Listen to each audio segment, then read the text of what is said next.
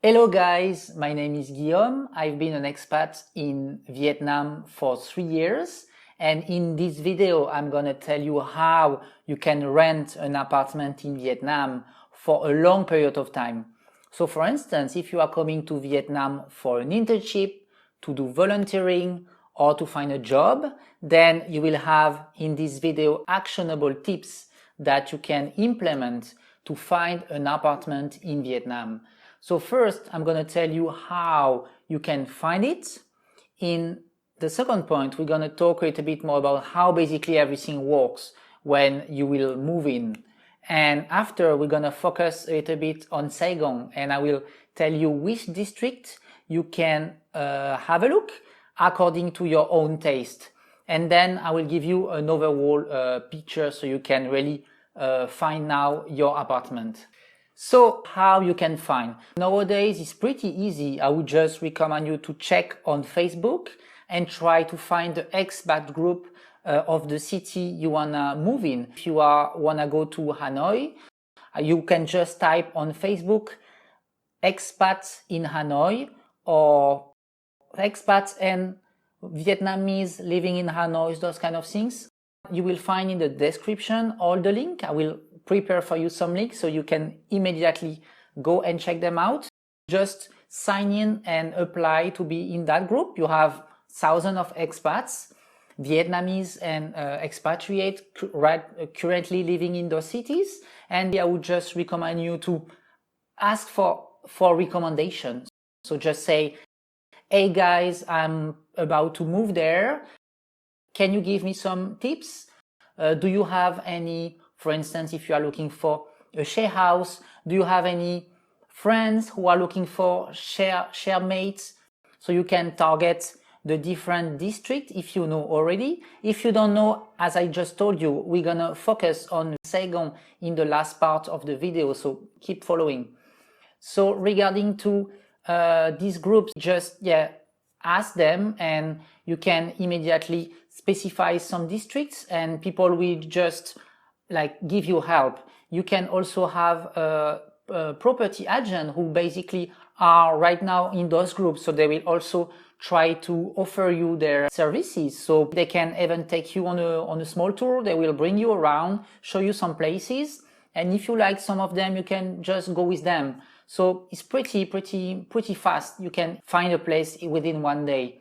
So what I would really recommend you is maybe you come to Vietnam, you book a place on Airbnb or in a hotel for a few days. And then when you're there, you really go on the ground and try to find your dream apartment. Just know as well that you have Craigslist, so you can also type directly on Craigslist Vietnam and you will see some listings. So you can also check that at the same time on Facebook. And one more thing, Move2Asia just launched a platform to help investors to buy apartments in Vietnam. And so we also open a section to help expats who are looking for apartments and houses to rent. So have a look in the description. You will find all the links below. So now, what about how basically everything works? Well, what I will tell you is just when you will meet, either you get help by a property agent or you will directly meet the landlord or just roommates who are gonna introduce you to the place. Usually we have 1 month's deposit plus 1 month of rent that you have to pay upfront, so 2 months. Sometimes some landlord will ask you 2 months. It depends on the place. If some places are very nice with a lot of furniture inside, sometimes they ask a little bit more. And then you can have, in average, 1 year contract. It's a little bit hard to find 6 months. You can still get 6 months contract, and sometimes they will take a little bit of premium on the rent, so maybe 10%, 50% more if you want to have only a 6 months contract, but you can do it. So what about the price? It really depends on where you want to live. If you want just a tiny house in a share apartment, you can expect paying $150, $200, sometimes $300 if the apartment is well located.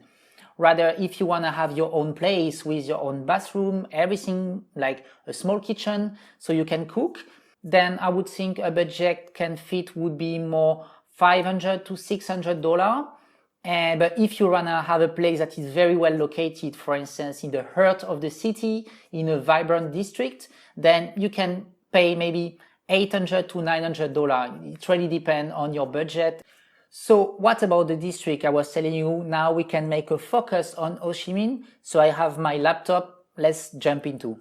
So here we have District 1 is the heart and the main district where you have a lot of companies. So you may work in this area if you are, for instance, working for finance, banking. Some also schools are over there. District 1, it's very vibrant city, very crowded during the day, very, chaotic. So many people like that vibes and to be surrounded with these vibes all day long. So this is a place, of course, you will pay more expensive your apartment, but it's really worth it. Then if you want to also move a little bit outside, you have in this area more District 3. It's a more local area. You will have small streets. You will have a little gym and small coffee, small bar, small restaurants. It's pretty nice to live there as well and can have cheapest apartment compared to District 1. Another area that many expats like is in District 7. So it's more over there. This area is called the Korean district. So maybe you can work for Korean companies over there. You have also a lot of nice garden. You can walk during the day. It's pretty quiet and many expats like this area. And the last one, that's also one district that is pretty attractive for expats, is District 2, also called Tao Dien and An Phu, a little bit on the other side. Those district is very expat. So if you go there, you will see maybe more expat than Vietnamese. But at the same time, many expats feel a little bit overwhelmed when they are living in District 1, District 3. Sometimes they want to look for something a little bit more quiet. They want to have their small coffee without so many motorbikes going around. That's why this district is also one you can pay a visit just to go have a look and see if that's maybe a neighborhood that would fit you. So if you want something more local, I would recommend you District 1, District 3. And if you want something more quiet, you can go outside of the city in District 7 or District 2. Actually, from District 2 to District 1, it can take about 15 to 20 minutes by motorbike because usually in the morning it's pretty crowded. So yeah, expect to spend a little bit of time off your bike. If you wanna take and live near your work or directly in District 1, you can either go by walk or just have a small ride of 5 to 10 minutes. It's up to you. So now I guess you have an overall about the different districts. I hope you will find the one that you really feel connected and one that you really want to live in. I want to now talk a little bit about the different furniture we can have inside an apartment. So in general, if you choose to live in a long term, you will have Wi-Fi is included. Electricity, you will have to pay by yourself. Water usually is also something that is added every month to the bill. And sometimes you can have a refill at home about drinking water. So it really depends which place you are living. If you find a place with nice staff, sometimes they will be very willing to help you and to give you some hints, some tips to really make your stay a pleasure. Also, one important part, many ladies are concerned about that, is about the security. Usually you will feel very safe in Vietnam, and even if you have an apartment, usually in the basement they will have a place where you can put your motorbike with security guards. So even if you come very late, 1 a.m., 2 a.m., you will always find someone who will help you sometime to bring the bike inside, lock the gate, and yeah, basically you don't have to worry about this.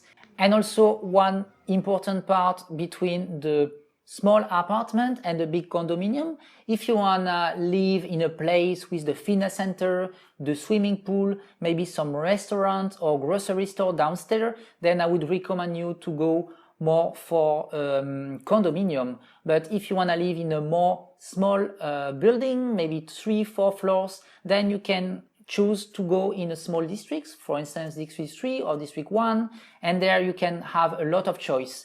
You will feel a little bit like living like a Vietnamese, and maybe your place will be smaller, but at least you can save cost and also feel a little bit you are really an expat living in Vietnam like a Vietnamese. Thanks guys for watching. I hope you enjoy my video.